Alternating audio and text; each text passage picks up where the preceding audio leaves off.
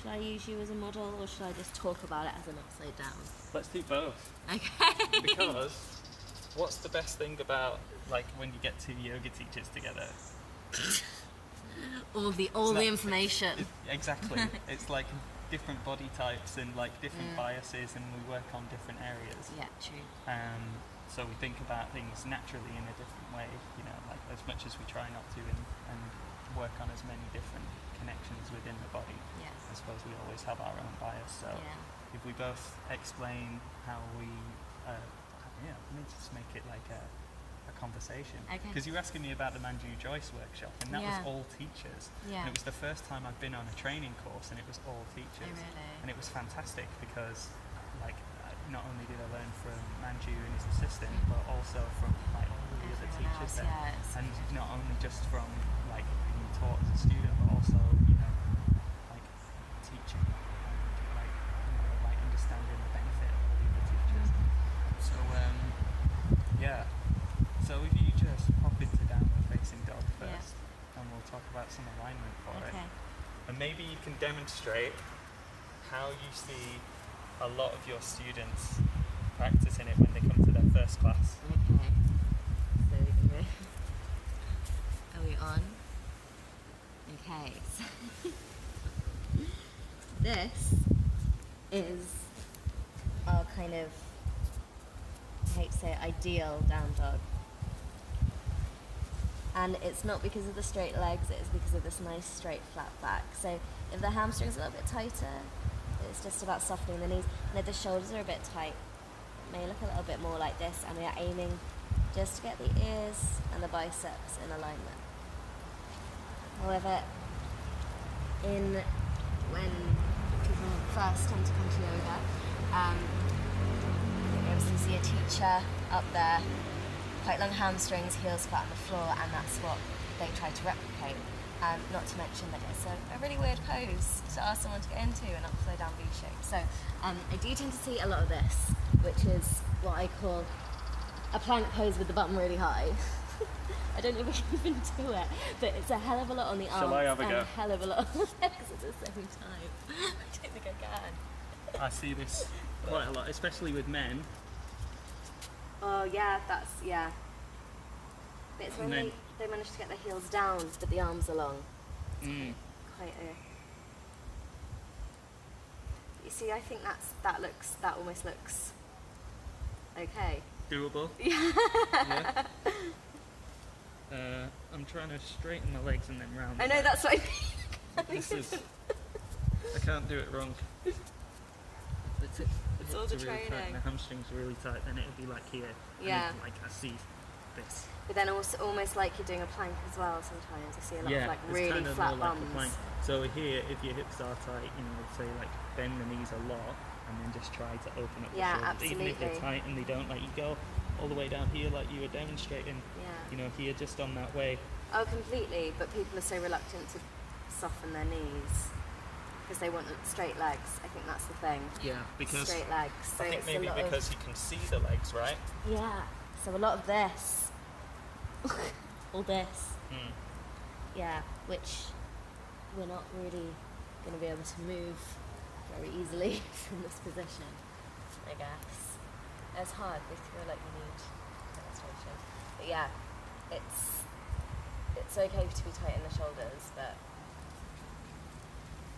yeah, just bend the knees, I guess. So yeah. So how would you adjust me, say, if I was in this pose and I was doing it in this sort of way? First off, I'd say you need to relax your head. And then I'd have a bit of emphasis on the hands. So you want to press down between your thumb and your first finger, and by doing so, really engage the upper arms here. You then want to imagine you're wrapping them around. I always use the cue of just trying to bring your chest back to your thighs whilst lifting the bottom into the air. So that gets us this nice straight line down the back. And then in time, as the hamstrings get longer, the heels might come down to the floor. Or in this case, you could just gently bring the legs out like so, straightening out the hamstrings. So the thing to note as well, your down dog will get easier and more straight. The hamstrings will lengthen as the class progresses. So that first down dog is going to look and feel entirely different compared to the down dogs in the class. How long do you think it takes to get from here to here?